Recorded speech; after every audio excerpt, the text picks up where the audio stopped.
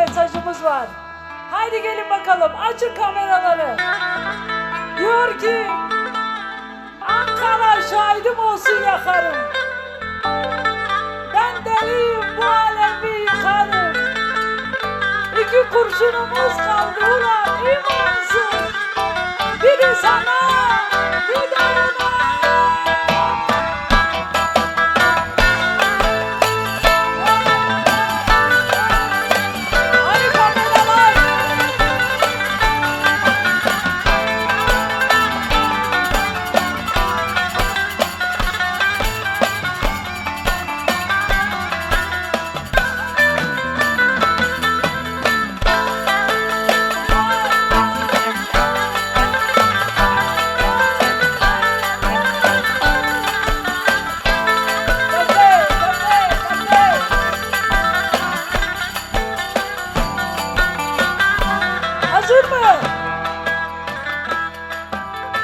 Bu dünyada ne dost gördük ne sevda.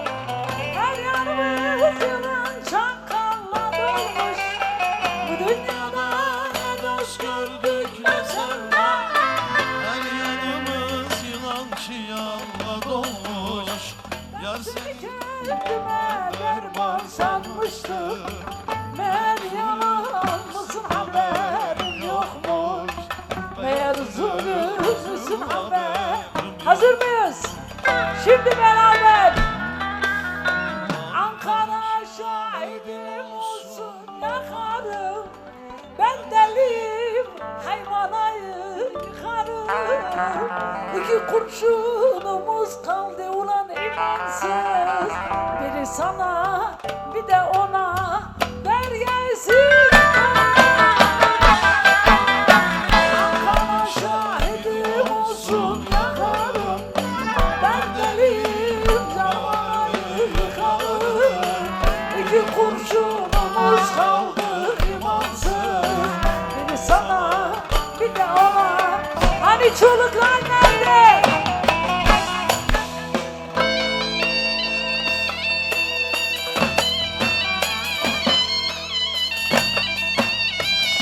Vay Deniz.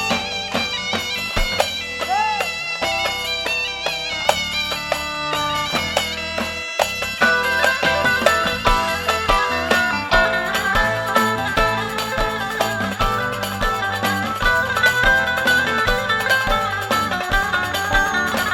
Kizawa, Kizawa, Oranzala.